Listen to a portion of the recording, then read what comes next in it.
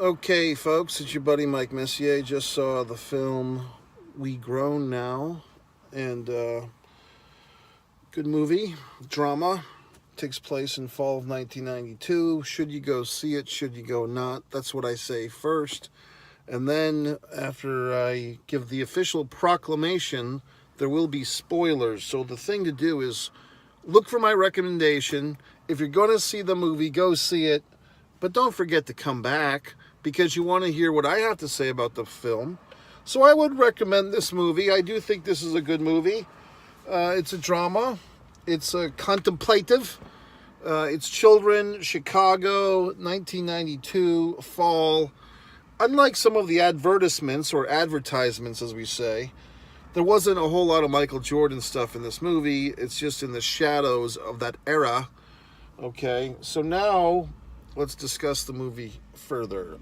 So the movie, for some reason, I just wanted to see this movie. I thought it might be a little more upbeat than it turned out to be, but that's okay.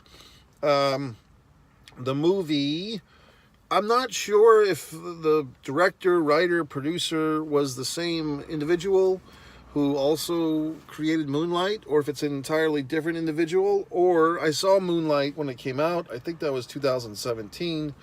And it won the Oscar for Best Picture. And I remember when I saw the film Moonlight, I said, well, to myself, and I don't remember if I even did a review or not. I can't remember if I was doing these reviews back then. But it's a very good movie. It's just so depressing and bleak. That's Moonlight, not this one. We Grown Now, I feel, is more optimistic. Optimistic. I feel like it's a bit more...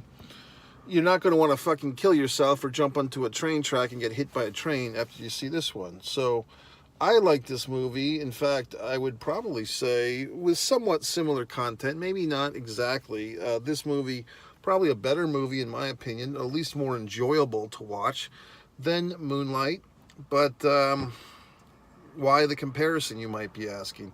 Well, it's kind of the same as they say in the school books, socioeconomic situations. These fine folks in Chicago are in a predominantly black neighborhood, government subsidized housing, as they say, and 1992. So I guess the shine has kind of gone off the projects here because these neighborhood kind of peaked a generation earlier. Back in Grandma's time, so now we're getting to the spoilers, by the way. Grandma, who had moved with her husband to this neighborhood in Chicago from Tupelo, Mississippi, home of Elvis, and she describes it in a nice little monologue at some point late into the film, that the neighborhood was so wonderful and everyone sat out and talked and everyone was very optimistic, 30 or 40 years earlier, maybe 50 years earlier. And now her grandchildren are kind of living at the tail end of this. It's no longer the peak. It's far past it. The neighborhood is a bit, it's just not so nice. There's spiders in the apartment. The police are coming in at 2 a.m. There's a shooting. A small child's been killed in the neighborhood. Basically, the situation's gone amok. It's gone south, so to speak. It's bad, and everybody's kind of miserable. And we see that represented through all the characters, but mostly through, there's these two young boys. Malik, I think we would kindly say, is the lead character, the central character, and his little friend Eric. They're really about the same age. They're in the same grade at elementary school. I would like to say they're 11 or 12. They're pretty young kids. Good acting, by the way. The children actors do a nice job. Malik has a sister that's maybe a year older than him. Eric has a sister that looks to be 6 or 7 years older than him. She's about to graduate from high school and go to college. Eric, the friend, for his part, his mom is deceased. He's being raised by his father and his older sister. And Eric lives 2 or 3 doors down from Malik and his family, which basically consists of Malik, his slightly older sister, the mom, and it looks like her father is deceased, and her, so that's it. So you have a family of 4 and a family of 3. Now you might be wondering, if this was a sitcom or a series, how come Eric's dad hasn't put the moves on Malik's mom? But, that's not what happened. So I think this movie was probably based on true events from the writer. And that's why I'm thinking it might have been the same Moonlight person, but maybe fucking not, you know. And I thought about checking my little phone to finding out the information before I came to you, but this is Mike's instant movie review. I see the movie and then we do an instant review. I don't cheat. I don't go looking for facts on the internet. I do this from my brain, okay? So, in any regard, like the advertising said something about Michael Jordan, and not that I'm crying about it, but there's only one little conversation where Malik and Eric are basically doing the same old trite, we win these championships without Scottie Pippen, and then this third kid comes into the fray and mentions Horace Grant, and then we see, I think Eric is wearing a fucking Chicago Bulls jersey later on, and that's pretty much the end of that. So if you're going into this movie thinking it's the whole neighborhood is rallying around Michael Jordan, not really. These fine folks have their own problems to worry about, okay? So, any regard.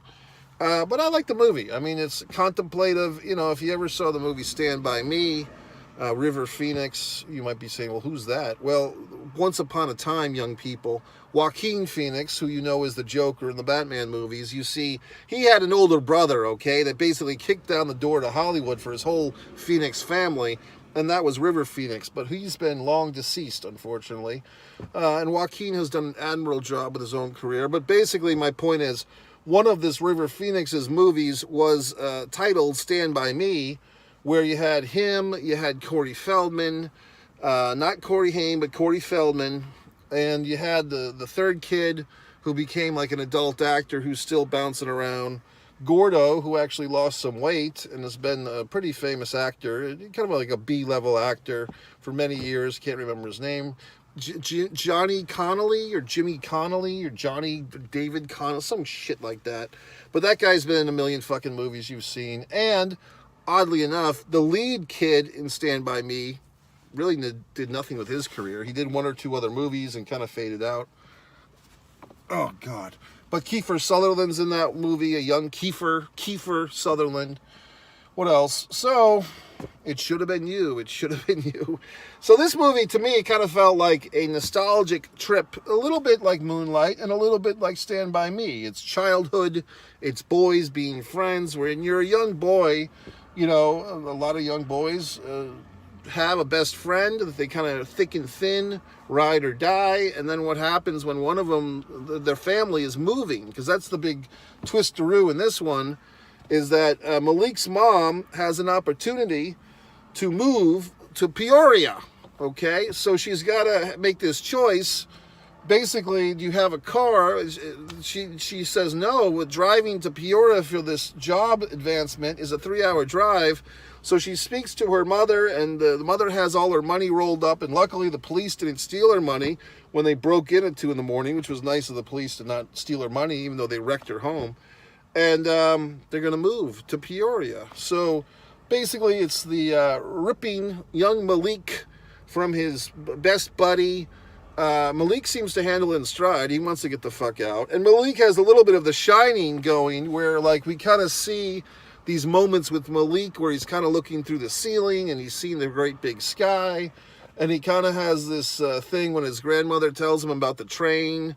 Like Malik kind of gets this train visions going, like he's hearing the trains. And then at the end of the movie, a really nice scene where the kid kind of steps back in time. That's how I interpret it, to the family moving, you know, into the home in the 1950s or 60s from Tupelo, and the grandmother is younger and she's sewing, and he sees his grandfather in this vision, and he, you know, he, like the little kid Malik kind of relives the home, like the journey of the actual home that they've been in.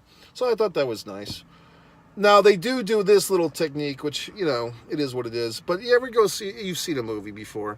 You know, at the end of the movie when, like, the character is kind of remembering all the wonderful things that have happened in their life, which just so happen to be all the goddamn things you saw in the movie, you know? And so they have the little flashback moment where the kid, Malik, is, like, thinking back to all these wonderful memories of him and his buddy Eric. And, of course, we see these little 2-second flashes, montage, if you were, of him and his pal living life as we've just seen it throughout the film. I think they might have put 1 or 2 other scenes in there that weren't fully explored in the film. Maybe they were cut scenes, maybe they weren't. Maybe they were just for the montage. However, folks, That's kind of a trite film technique we've seen for 20 or 30 or more years, and I don't like it. You know why? Because I think if you have the right actor who just kind of looks off contemplatively into the distance, you can accomplish the same goal. The audience is not a goddamn room full of idiots and assholes. You kind of get the point. The character is reflecting upon their life. So you don't need to fully illustrate that with this flashback. I find that to be a goddamn film cliche. If you've been watching my video, I wouldn't say it went viral, but it went viral for this channel anyway. With only 100 and some odd subscribers, but you're welcome to subscribe if you haven't before. You're welcome to tell your friends, your enemies. Maybe tell your enemies about this channel. That'll curse them. But basically, something to the effect of, there's a line in movies that I don't like hearing, which is, are you okay? If you go to the films, if you go to the cinema, you go to the auditorium, and the movie, some character hurts himself or they get shot in the arm, like all the action heroes do, and then the other character runs up and says, are you okay? Yeah, I'm fine. Keep going.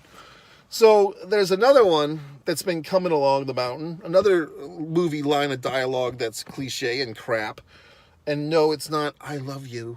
It's, you got this. So at some point in this movie, folks, and look, 1992, I'm sure somebody said, you got this to some other asshole at some point in 1992 in Chicago or anywhere else in the world. I'm sure people said that line. But you got this wasn't this fucking expression that everybody uses like they eat a fucking granola bar or a piece of white bread every day. You got this is like the last, I want to say 5, 7, 10 years maybe, that's become this redundant cliche that every fucker needs to say. It used to be things like, just do it. That was another one. But you got this. That's like the horse shit fucking line of dialogue that people say in movies when they want to end a scene with one character giving the other character a little bit of a nudge. And we see that in this one with Dad, Eric's dad now, is advising his son to go apologize to his best buddy.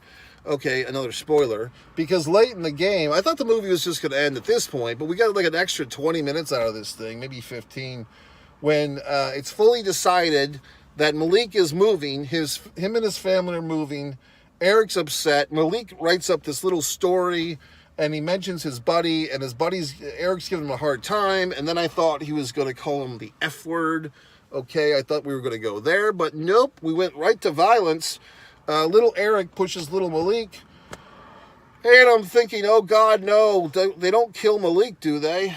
Because at the beginning of this movie, like when the movie first started, I'm basically thinking one of these kids is going to end up dead. Like that's where this movie has to head. I mean, it felt like they're going to set me up, they're going to make me fall emotionally invested with these children, and then they're going to kill one of them. But they don't. But we think they will when Eric pushes Malik, and it looks like Malik suffers a concussion or some such thing. We don't, I mean, they're working with children actors. It probably wasn't the biggest budget in the world, not the smallest budget either, but they did not show any bloodshed or little Malik twisted his neck or his spine or bonk in his head. So I was just kind of left with the impression that he got a little boo-boo, he got a little concussion. But there was moments when we thought he was dead, more or less. I mean, there's like 2 or 3 moments when you're like, ah, fuck, did Eric just kill Malik? What the hell's going on around here? But luckily, he didn't kill him. He just hurt him. And Eric, oddly enough, never really apologizes, by the way. He says, I'll miss you, but he doesn't apologize. It'd be nice if you apologized, Eric, for Christ's sakes. Anyway, the film ends on kind of a positive note. I mean, you know, if you've seen it, and the family's driving away, Malik and his family, Malik's looking in the back seat, and he sees his little buddy Eric running after the fucking vehicle.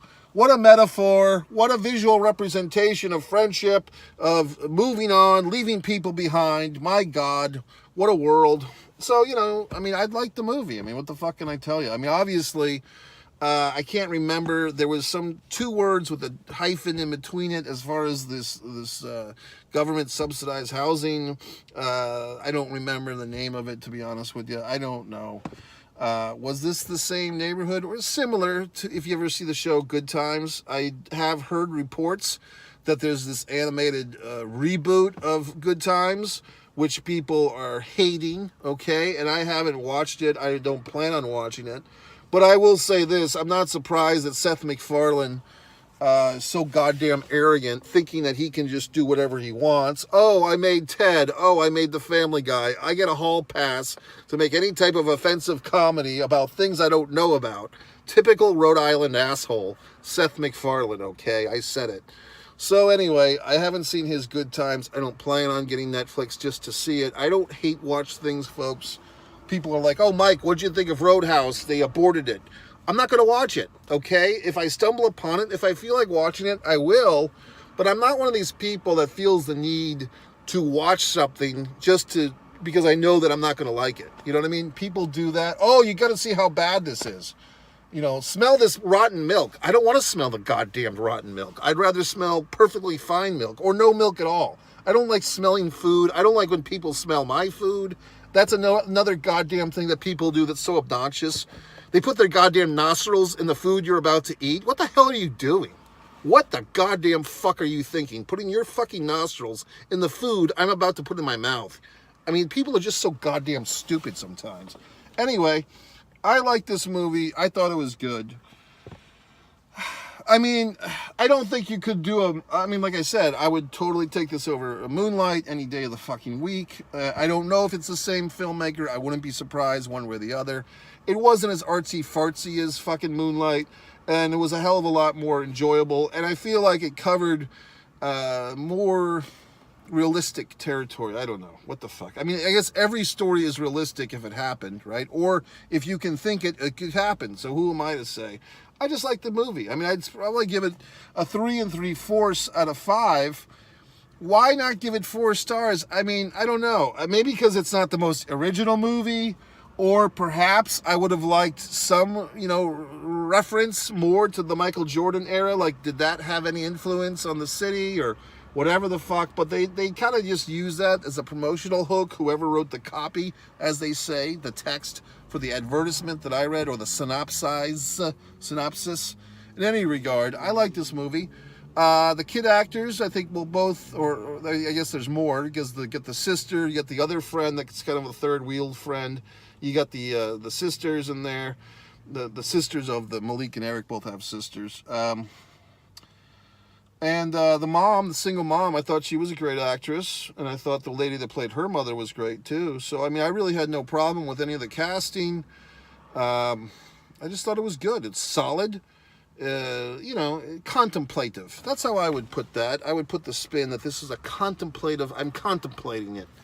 And apparently this housing neighborhood was renovated or basically destroyed, as it were, in 2011. That was the end of it.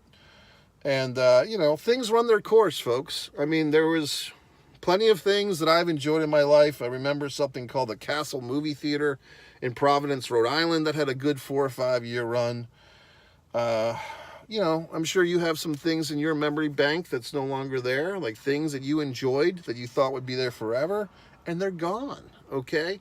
So that's why you've got to take video, and you've got to remember things, and, I do think people get a little too hung up on that shit, like, oh, this thing is gone now. Well, nothing lasts forever, even cold November rain, Axl Rose, okay? So, it's just the way things happen is things have a life, and then they die, okay?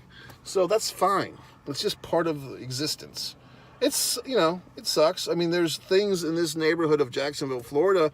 When I first moved here, there was 2 movie theaters, 2 other Regal cinemas, one on Beach Boulevard that kind of opened and closed, and herky-jerky and pandemic and all that shit. And then there was another one near the airport, and that closed. But I still sleep at night. I don't cry about it. I just live with it. I live with the death of these movie theaters. So that's it, folks. So yeah, go see the movie. If you enjoyed this review, or if you didn't, go to MikeMessier.com. You can scroll to the bottom. You can stand me on social. You can buy all my books. Fight or Play Basketball is a wonderful story. A Distance from Avalon is a wonderful magical realism story.